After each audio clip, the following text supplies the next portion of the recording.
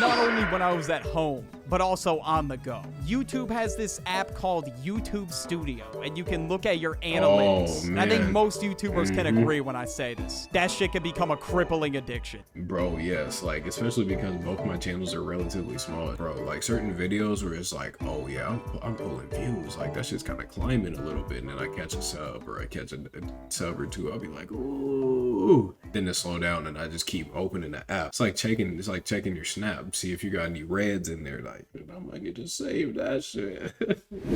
Oh yeah, new gear, who this? Good evening, y'all. It's the man GitzCuddy UNHINGED. What's poppin', my brother? Give me a couple squeezes. Now you see right here, right? You see my outlines. Shout out to the old lady. She got that motherfucking green screen for a nigga that's gonna upgrade the motherfucking. You know what I'm saying? That's gonna upgrade the shit. But without getting too far into my yap session, as I am true to my nature to do, we got what being a YouTuber is actually like. Now this right here, let's just see. That's what am I cut out for this lifestyle? Is I guess he gonna tell us a little bit about what that's about then. So let's just see. And this is by Birdie. So what you talking about, Birdie? A little over 3 years ago, on September, okay, what was the date again? How do I not even remember? September 8th of 2022, I posted my very first video. And like most people, my first video was absolute garbage. Have y'all ever waked and baked before? You know, when you wake up. You know what? I ain't gonna lie. I won't say that my first one was trash. It was just like, I wasn't confident in it. Like, I was just like, ooh. You know what I'm saying? But, hey, you live and you learn. Our first one I posted, I think, what was that? It was 2020.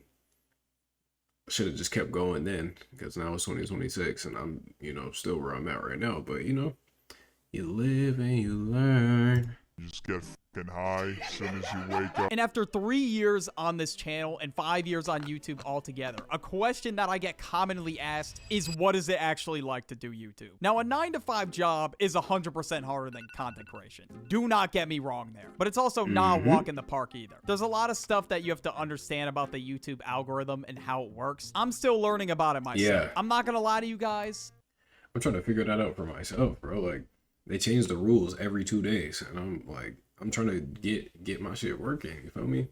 Because, like, not only is it going to be glorious to be able to just craft my own schedule, but what could be more fun than getting guap to hang out with the bros, you feel me? So, not only that, it's fun to make videos. I like to sit and yap. I love playing games. I want to make skits. Y'all already saw I was cooking. I showed y'all how to get maximum gains. I think that's still over on GitzCuddy, the gaming channel, but I do it all, man. I do it all. But, you know, I think his is a little bit different case, because I might have seen a Birdie video before, but he's like, this is him.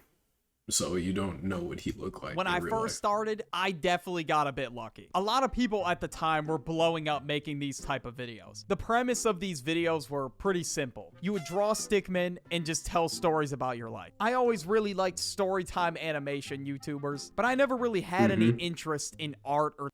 Shout out Young Don. Young Don was doing animations for a fat minute. He might come back and do that whenever he feels like, but right now he's on Young Don Reacts. Drawing. So this was perfect. And I thought to myself, you know what, bro? It's time to fire up this channel. Now, when I started this channel, I had no clue what my mascot was gonna be. I remember this show out of nowhere. It was called Peep in the Big Wide World. And I would watch this show a lot when I was growing up. So I fired up Microsoft Paint, and I took inspiration from this bird character in the show. And that's how I even ended up coming up with the mascot for my channel. Now, for the month of September, I was posting pretty consistently. I dropped 3 videos, and then in October, I took a break because I saw no results. And that's the first reality that I had to realize, is that you're not going to get results right away. When you post videos, it's going to take a bit to get your channel off the ground. So I decided at the end of October, I was going to go all in with this channel. And eventually, as we get to November, I posted my first big video, Types of Kids in High School. Now, 3 years later, I could definitely say that this was a rough watch. Sometimes there's just certain arcs that you go through that... That's what he was saying. Like, I thought he was going to say that this was the shit, but no, he was just saying that it was garbage. Like, he wouldn't have thought that that would have been the one, or at least he didn't feel confident in that video, or maybe he was like out, he was in a stage of his life where he was just like, this is him right now. But now looking back, he's just like, no, I was like that. I was doing that. Ugh. That you do not want to look back on. Now, after the success of that video, I realized that videos about school, childhood, and nostalgia were doing really well for me at the time. The first mistake I made was deciding to make majority of my channel that. Looking back, this was a terrible idea. At this point, I definitely should have been experimenting with different topics and making myself really stand out as a creator. There's probably like 30 videos about school on this channel. Like school buses, health class in a high school, the worst classes in school, the problem with school then versus now, going back to Hey, and look, as you can see, all these that he's tagging, all of them did exceptionally well. But I mean, at the same time, though, now people are gonna think that that's who you are, the guy who makes commentary about school. So I guess I see what he's talking about, or he should have experimented a bit. When did this drop? Oh, 2 weeks ago. Okay, so this is still pretty new. You gotta do what's working, obviously. That's just YouTube 101 right there. But those three things were all what I was doing on my channel. I was singing the same song, bro. I needed to change it up. I get it. People really like those videos, so I kept making them, which I really do appreciate. But I was just doing too much. It was like every single time people would see a video on my channel, they knew rent was due. It was that bad. But this was working well for me at the time, and I was able to turn YouTube into a full-time career. But what I didn't realize is that this period was going to end soon, and eventually I was going to enter a down period. Now, in every business, there is a business cycle. It's not just up forever. There's no way it can be up forever. How? Like, if you don't experience a down period at all, how are the up periods gonna feel insane? During the up periods, you may feel untouchable. You may feel like you did it. You finally made it out. You're gonna turn this into a full... Yo, I ain't gonna lie. The first couple of times I got a couple thousand on a YouTube short, I was like, oh, this is finna be fucking cake, nigga. Shit, even a couple videos on the gaming channel did that too. It was a Dragon Ball Z one. It was a reaction to Bruce Lee, and what's the other one? I don't know. There's one other one. I think it's also another Dragon Ball Z video. My Dragon Ball Budokai Tenkaichi 2 series was going stupid, but I'm also gonna pick that back up if you guys want to hop on over there. But bro, I was like, oh, bro, yeah, because my whole basis was like, I want to do a primarily retro gaming for my channel, but it's like, when you got an actual job, or in my case, 2 jobs for the last couple of years, and trying to do that, make content, make time for hanging out with friends, getting a relationship, become a parent, like, bro, it's like, bro, I don't have enough time for anything. It doesn't work. But hey, here I am now. We're gonna make sure it works some kind of way. Full-time job, you can't believe the numbers you're seeing on your screen. And eventually, when that down period hits, it can hit you like a truck, bro, if you really let it affect your self-esteem. But during these times, you just have to remember to, one, be grateful for what you have right now, and to never take that for granted. And 2, there will always be new opportunities for content strategies. And eventually, you will figure out how to bounce back out of it. But numbers dipping is going to have an effect on anybody. Doesn't matter who you are. But it's about how much you let it affect you, though. You gotta keep the numbers up as a YouTuber. Otherwise, the lights are getting shut off. It will definitely put fire under your ass to keep making videos, but getting too wrapped up in numbers will affect your content negatively. Now, when it comes to making content as a YouTuber, it is important to develop a healthy work-life balance, which I did not do. Now, in 2024, I was doing YouTube full-time, and at this point, YouTube was my entire life. It was really bad. All I thought about was YouTube. It was like I was eat, sleep, and breathing YouTube. And what I needed was to actually set my own hours for myself. When you're doing YouTube, it could just be so easy to decide, you know what? Yeah, this, bro. I'm not working today. And then one day you can just I think that would, honestly, for me, just knowing how I move, how I live, that would probably be my problem too. Be like, man, I'm just about to hop on this stream today, which wouldn't be an issue, but it would just be like, nah, I'm finna go hang out with my family, and then that'll be it. Now, if I come back too tired, that's just the night. I missed the day. But you can't. You gotta stay on top of your schedule for anything. You gotta stay on top of the routine of going, for your fitness, the routine of your health, all that. Sometimes you do need a break though, but as long as you come back to your routine, it'll be, you pick it back up like you never left, for sure. Overwork yourself to the point where that was all you did today. You didn't even step outside at all. Now, I did make some time for hobbies and things like that, but not much. I was just putting way too much time into YouTube. And not only when I was at home, but also on the go. YouTube has this app called YouTube Studio, and you can look at your analytics. Oh, And I think man. most YouTubers can agree when I say this. That shit can become a crippling addiction. I just habitually open it at Bro, yes, like, especially because both my channels are relatively small, especially this one. I think, what am I at, 16? I have 16 subs organic on this bitch. And then on, so GitzCuddy Unhinged is at 16 as of this recording. And GitzCuddy is at 118. And bro, like certain videos where it's like, oh yeah, I'm pulling views, like that shit's kind of climbing a little bit, and then I catch a sub or I catch a sub or two, I'll be like, ooh. Then it slow down and I just keep opening the app. It's like checking your snap, see if you got any reds in there, like, and I'm like, you just save that shit. at this point. I'm out with my friends, checking the YouTube Studio analytics. On a vacation, yo, where's YouTube Studio at? At a Christmas party? Oh, what's the RPM like during the holidays? Like, oh my God, dude, do yourself a favor and log off the app. And due to my unhealthy work-life balance, I would always fall into this trap. Whenever I'm out with my friends or something like that, I always get hit with that guilt. Like, hey man, you could be making a video right now. You could be locked in monk mode. And as great as being productive and getting stuff done is, you can also have fun with your friends. You should not feel guilty for doing that. I mean, not too much fun to the That's a little bit my yeah, he's about to get into it, I think, because he was just saying not too much fun though, because that is my work-life balance I keep, because I work a lot. I work a lot and then I have a whole lot of fun. I don't like mix them in with each other. I like go hermit, you won't hear from me for a long time, and then you'll only hear from me back to back to back to back. So I don't know why I do that. I got to get my rhythm going, because I'm trying to win out here. I'm trying to, you know what I'm saying? There's a whole lot that comes with this type of lifestyle. Now, like I said, not only is it fun, you can literally, like if you got it like that, bro, like if you got the right aura, you can literally do whatever you want and make content out of it. Like, of course, you ain't gonna be like, oh, bro, you trying to go get some sushi? Oh, hell yeah, I'm gonna do a sushi vlog. Like, nigga, put the camera down. God damn.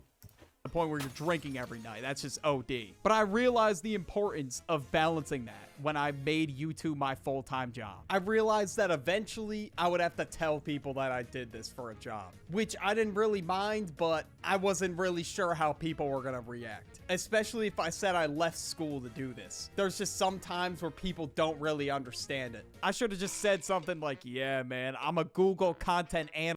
Just be like, I'm a cat, like, just say anything. Like, you can say, it's not like they're gonna look you up, like, or go to your place of, you know, your place of business. You could be like, oh yeah, I work at the grocery store, and they see you pull outside with a fucking BMW i8, like, nigga, what, you own the grocery store? Nigga, like, nah, bro, I just get a lot of OT. Analyst. That sounds a lot more professional than I make stickman videos for a living. Now, 9 times out of 10, people would think it was really cool. If anything, people literally subscribe to my channel right in front of my face. And it's really awesome to see, bro, and I really appreciate it. And I'm glad most people are chill with what I'm finna start doing that. I don't really know what I was... I don't share my shit enough. I don't share it and I don't plug it nowhere except for on the channels. Like, I don't be on Twitter. I should use X. So one of these apps, because I be trying to do the shorts method and I know it doesn't transfer that well, but like, bro, I need to do something, put it somewhere so that I can gain some additional traction. I'm trying to make sure that when my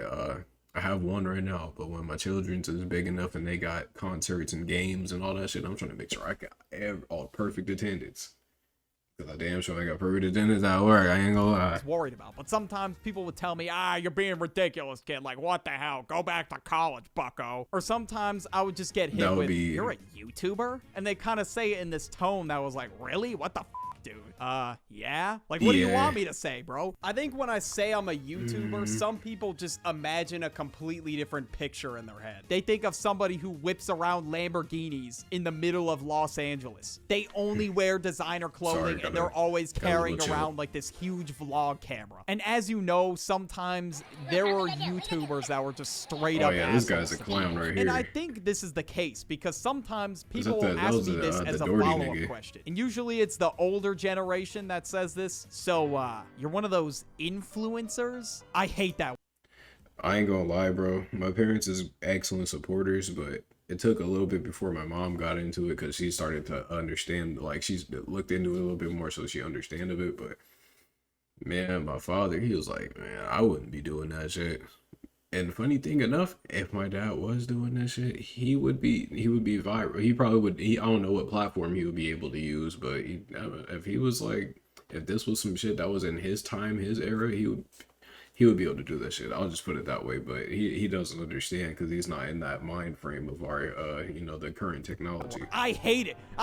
Okay, in all seriousness though, I understand why they would say that, but I don't really like being called an influencer. I'm not influencing shit, bro. These videos are just purely for entertainment. So at the end of the day, it's not really that deep. I think people kind of get this idea like, wow, this dude's got brands calling his phone. He's got paparazzi in his face. That's just not the case. And I'd much rather it be that way because I don't want to have to walk around with security guards 24/7. That would definitely not be comfortable with that many people. That's like, you can't even just live normal no more. Like, some people are able to navigate it and make it work for them some kind of way, but it's just like, yeah, bro, like you go to your local Albertsons or Safeway or something. Oh my God, dude, like they trying to get all up in your, like, bro, please back up. Like, that's dangerous too, bro. Like, that's not like, it's not even just like uncomfortable. That shit could be dangerous. People knowing who I am. In reality, I'm just chilling here in this crusty ass gaming chair at 8 p.m. recording this video. And then I gotta come back and edit the video. But yeah, I kind of had the same picture in my head when I was a kid. I thought all YouTubers could just wipe their ass with $20 bills and they all lived in content houses like the FaZe house. But that just was not the case. And what I also didn't realize either, videos really do take time to make. Like, I remember people like FaZe Rug and Rice Gum saying, yeah guys, I just edited up this vlog, it took me about an hour, and that made me think editing videos was insane. Bro, I don't know, like, because they pay editors and shit too, so I don't know. They already know all the shortcuts and all the tools laid out and everything, bro. But editing a video for gaming, like, because I do, like, I record in like a chunk, like an hour or some shit, like an hour to an hour and a half, because I know that a lot of games you be traveling a lot of the time, so I be cutting all that out. But for me to drop from, I'll just say hour 10 video, drop it down to like 50, maybe 40 something minutes, that should be taking 4-5 hours, man. Adding, like, cutting out all the fluff, commentary that's not necessary, adding sounds, possible images, edit. I don't do too much heavy stuff. I just, make it slightly, keep it cool, keep it simple. Keep it simple, stupid. Like they taught us in school, KISS. But bro, yeah, that shit is not 1 hour. Like, it maybe something that's like a couple minutes and it's like minimal editing. But like them niggas talking about they editing a vlog in an hour. Like, somebody is. Who gonna tell these niggas that? Like, bro, come on. Insanely easy. But obviously it depends what style of content you make. Because if I really did full-on animation, you would see me every 3 months. I would have the worst upload schedule known to man. So I'll just stick to editing stick figures in Premiere Pro. And even that takes a lot longer than I thought. But like I said at the beginning, this shit is not harder than a 9 to 5. And everybody that says that it is, they're full of shit. I could wake up at 12 p.m. if I really wanted to. And I can work from where... Oh, see. Look, hold on. I'm gonna let him finish. I'm letting him finish. So obviously, I'm very thankful to have this opportunity, and I really want to make the most of it while I'm still enjoying it. Because deep down, I know that my passion for YouTube won't last forever. Because there's no way. That is an issue for some, but I understand that for me. I mean, I guess because I'm not in his shoes, so I don't understand. But I don't think, you know what I'm saying? Because once you get to a certain, like I said, once you get to a certain level, you're going to be able to be like, just be able to sit back and just catch up with the people. But like, I don't know, because his art style is a little bit different than mine. like this, I can just sit up here and yap. I can change subjects. I can go talk about fucking outer space if I wanted to, but I'm trying to learn about a little bit the inside life of what it feels like to actually be fully like a full-time content creator. Well, what was he saying? He said, oh, the people saying that this is But harder like I than said a at 9 the to 5. beginning, this shit is not harder than a 9 to 5. If you, for the people that say that this is harder than a 9 to 5, you gotta be like stuck in the numbers or something, like, because if you get too stuck in the numbers, like he said with the YouTube, damn, I'm drawing a blank, the YouTube Studio app, like you get stuck on that addiction of checking that YouTube Studio app, and of course you're gonna start feeling like, bro, like, 'cause the stress is gonna pick up the same level as having a 9 to 5, but you're your own boss. You make your own schedule, and if your boss is not paying you, the incentive is going to be lacking. You feel me? So you got to at least enjoy what you're doing, and at that point, then it becomes easy. Cause like, bro, for those of you out there looking at this, just imagine. Like he said, I can wake up at midnight. I can be in like Turks and Caicos. I could be up in wherever the fuck. I can be in Afghanistan if I wanted to. Oh, I don't know their policies over there, but pull your phone out and be like, you feel me?